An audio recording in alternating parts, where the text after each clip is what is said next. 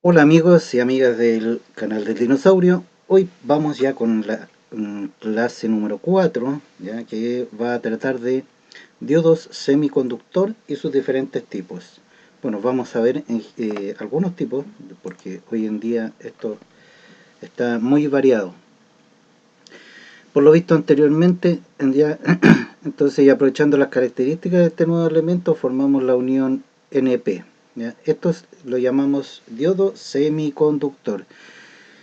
Este elemento entonces conducirá la corriente electrónica solo cuando su polarización sea directa y no conducirá la corriente electrónica cuando su polarización sea inversa. Acá tenemos dos diagramas en la parte inferior. El de la izquierda, ¿ya?, es una polarización directa. ¿Qué significa eso? Que el negativo de la fuente está conectado al negativo del elemento y el positivo de la fuente está conectado al positivo del elemento. ¿Ya? La tensión de la fuente va a hacer disminuir la barrera de potencial hasta vencerla, logrando que los electrones, como habíamos visto en el video anterior, pasen ya desde el lado N al lado P, y los portadores de carga positivos, huecos o lagunas, pasen del lado P al lado N. Con esto se logra la circulación por el elemento, por el diodo semiconductor. En el diagrama del lado derecho, por el contrario, tenemos una polarización inversa. ¿Qué significa eso? Que el positivo de la fuente está al negativo del elemento y el negativo de la fuente está al positivo del elemento.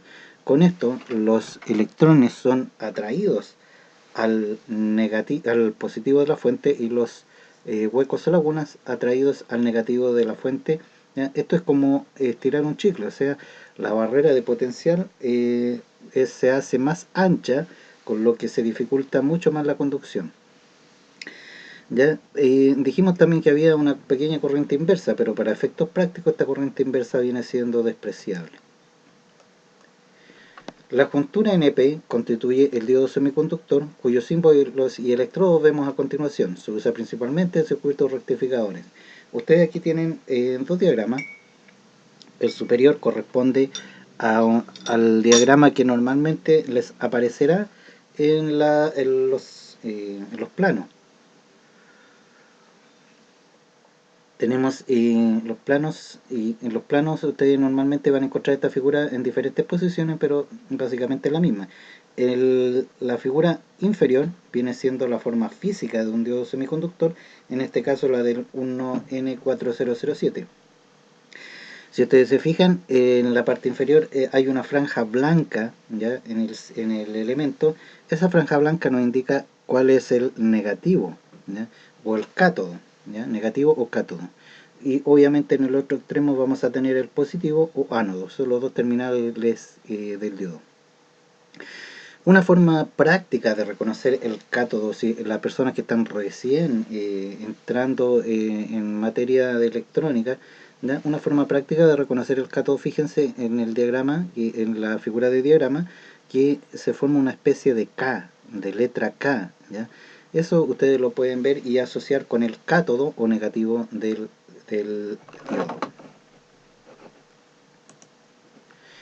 Según su comportamiento, el diodo semiconductor se puede utilizar como rectificador, recortador, fijador de nivel, modulador, detector, discriminador, etc.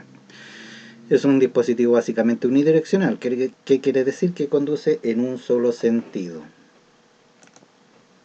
Acá tenemos la curva característica de un diodo normal, de un diodo de silicio, ya que conduce en forma directa, donde vemos representado en el eje X el voltaje aplicado, ya en voltaje, y hacia un lado el voltaje directo, en el otro el voltaje inverso. Lo mismo en el eje Y, tenemos representado la corriente que circulará por el elemento, hacia arriba la corriente directa, hacia abajo la corriente inversa.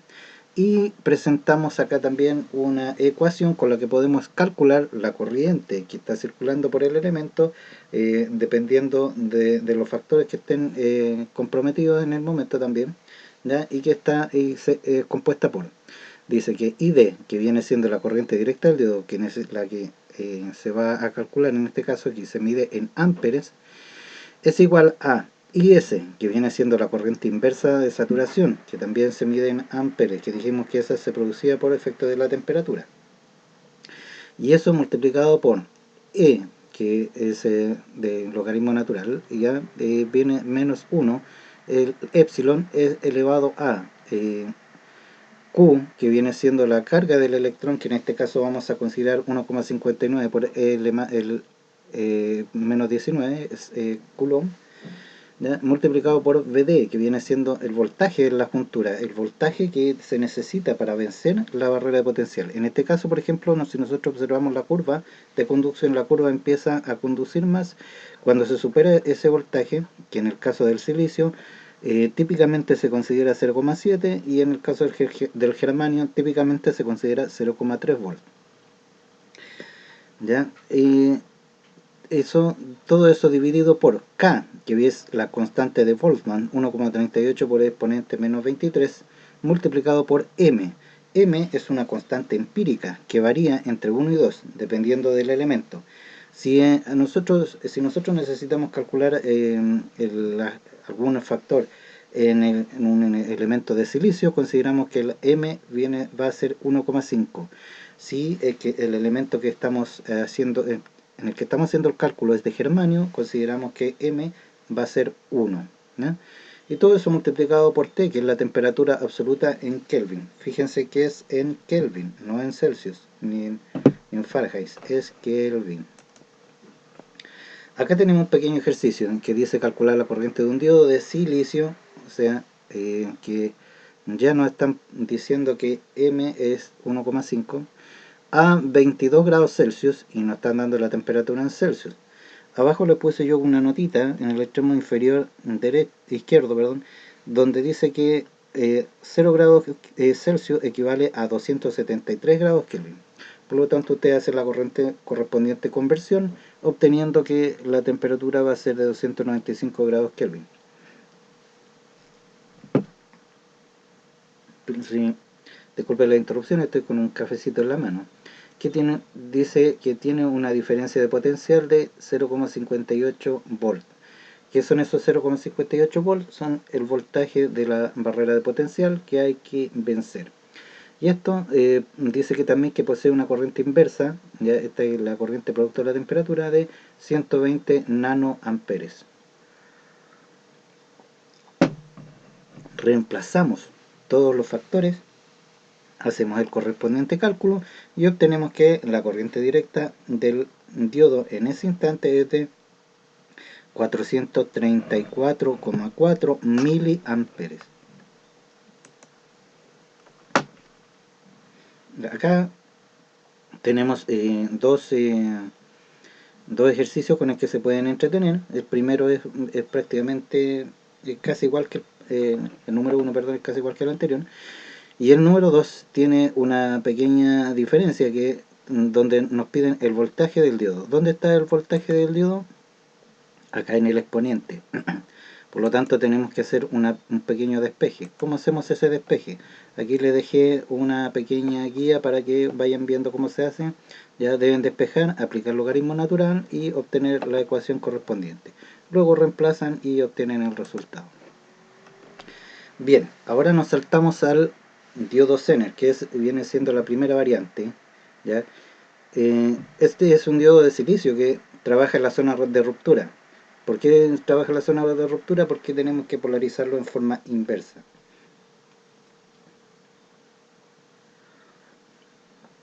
Este a veces lo llamamos diodo de avalancha. ¿Por qué? Porque habíamos dicho anteriormente que cuando el diodo conducía en forma inversa se producía una avalancha ya de corriente inversa.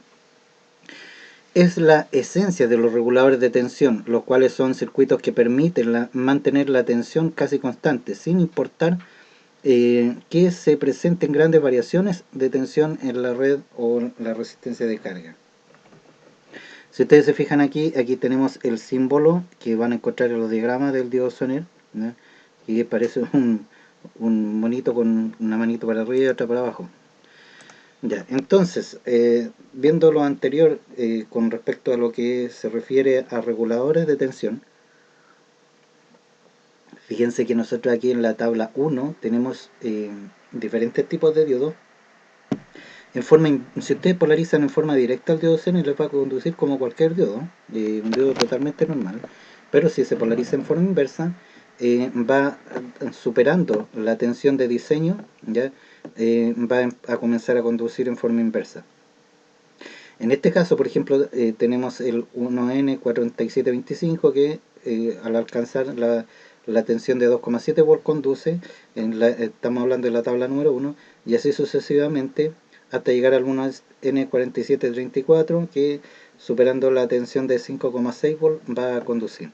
Acá tenemos un pequeño diagrama explicativo también, donde tenemos una fuente de 15 volts, ¿ya? El diodo Zener y una resistencia de carga y una resistencia en serie, que es muy importante. ¿Por qué es importante la resistencia en serie? Porque cuando el diodo comienza a conducir se puede producir una especie de cortocircuito, ¿sí? Porque aumenta bruscamente la corriente y necesitamos una resistencia en serie que nos limite esa corriente. Además que si tenemos en este caso una fuente de 15 volts, las tensiones, la suma de todas las tensiones parciales, la caída de tensión parciales, va a ser igual a la suma de la fuente total. Esto lo podemos ver, por ejemplo, en la tabla número 2. Si nosotros este diodo, el DZ, lo reemplazáramos por el diodo 1N4725, que es de 2,7 volts, ya 2,7 volts, la diferencia de la fuente va a caer en la resistencia serie, o sea, diríamos 2,7 menos los 15 son 12,3 volts. Esos 12,3 volts van a estar en la RS. Si nosotros reemplazamos por el 1N4730 de 3,9 volts, ya que van a caer en el diodo, la diferencia va a caer en la RS, que van a ser 11,1 volts. Lo mismo si reemplazáramos el diodo Zener por un 4734 de 5,6 volts, la diferencia va a ser de 9,4 volts y va a caer en la RS. Bien, entonces ahora pasamos al diodo LED. Ay, qué buen café. El diodo LED es un LED con polarización directa. Los electrones libres atraviesan la unión y caen en los huecos. Yo me imagino que toda esta altura conocen un diodo LED, ¿cierto? Porque en todas partes hay indicaciones luminosas con LED en los equipos, etc. ¿Ya? Pero ¿cuál es la gracia de este? Que el diodo LED, dependiendo del material, el color que tiene va a depender del material que esté construido. La gracia de este es que cuando nosotros tenemos un material que es de un electrón que cae de una parte, de un nivel energético superior a un nivel energético inferior, este electrón libera energía y en el caso del LED lo hace en forma luminosa. El fotodiodo es el contrario, podría decirse, del LED. ¿Por qué? Porque este, en vez de emitir, recibe luz, ¿ya? Y físicamente ya tiene una pequeña ventana por donde la luz incidente, ¿ya?, hace que se liberen electrones, ¿ya?, y se produzca la conducción. Obviamente a mayor luz, como esta tiene una muy alta sensibilidad, a mayor luz mayor va a ser la conducción. Y este se utiliza principalmente en las fotoceldas, que están muy de moda ahora para obtener energía solar. Entonces habíamos dicho que este tipo de diodo, en este tipo de diodo, una ventana permite la luz, que la luz pase al encapsulado hasta la unión. La luz incidente produce electrones y lagunas. Cuanto más intensa sea la luz, mayor será el volumen de los portadores de minoritarios. En los fotodiodos típicos, la corriente inversa es del orden de las decenas de microvoltios. Trabaja con polarización inversa.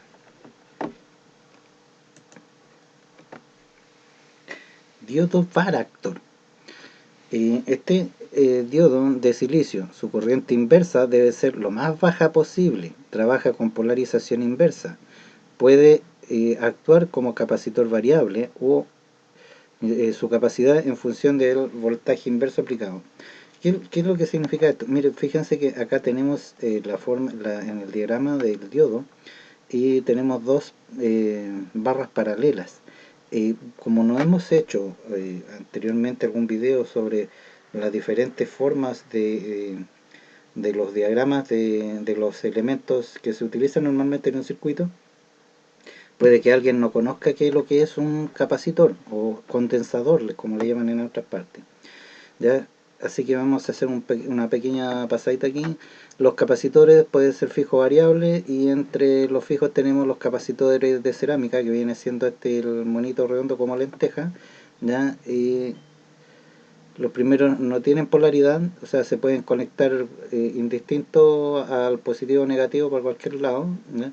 Mientras que los electrolíticos tienen polaridad. ¿Qué es un electrolítico? Donde las placas, porque esto que vieron ustedes anteriormente aquí, vienen siendo placas que no están unidas físicamente, ¿ya? En el caso de la cerámica, las placas simplemente están selladas. En el caso del electrolítico, están separadas por un líquido, ¿ya? Y ese sí tiene que ser polarizado. Si ustedes eh, conectan un electrolítico en forma inversa, lo más probable es que se les vaya a reventar, y van a tener el electrolito, que se le llama el líquido interior, lo van a tener todo chorreado sobre la placa electrónica. El factor ¿ya? El capacitor se carga cuando se le aplica un voltaje, y se descarga cuando se cortocircuitan sus terminales. ¿Qué significa eso? Este, este elemento, ¿ya? Aquí nosotros tenemos un diagrama donde conectamos una pila, ¿ya? Que está a un nivel de 1,5 volt DC, ¿ya? Y en el lado derecho tenemos el diagrama el gráfico de la tensión a que está cargado el capacitor, y en este caso es cero, porque no tenemos, si ustedes se fijan, hay un switch arriba. Si nosotros conectamos ese switch, entonces comienzan a circular los electrones y lagunas hasta que el capacitor se carga. Y fíjense en los gráficos, se carga exactamente al mismo potencial de la fuente. En este caso, entonces, podemos decir que el elemento almacenó la misma energía de la fuente. Pero a diferencia de una pila, de otra cosa que entrega permanentemente energía, si yo este capacitor lo cortocircuito, se va a descargar rápidamente hasta llegar a cero. Si ustedes le ponen, de hecho, si ustedes a un capacitor cargado le ponen, por ejemplo, un elemento metálico entre las patas, lo más probable es que van a ver un pequeño cohete ahí, que va por producto del cortocircuito de la corriente, que va a circular bruscamente. Bien. Diodo Varactor. Bueno, este es el mismo que estamos viendo, me devolví, para que vean entonces finalmente que el diodo Varactor es aquel que tiene una capacitancia variable, y esta capacitancia, que se refiere al valor, el valor de del capacitor, o la capacidad que tiene, mejor dicho, de reaccionar ante la tensión o las diferentes frecuencias, va a variar en función del voltaje aplicado. Diodo punta de contacto. Este diodo permite baja circulación de corriente y bajo voltaje. ¿Ya? Posee un hilo de tungsteno.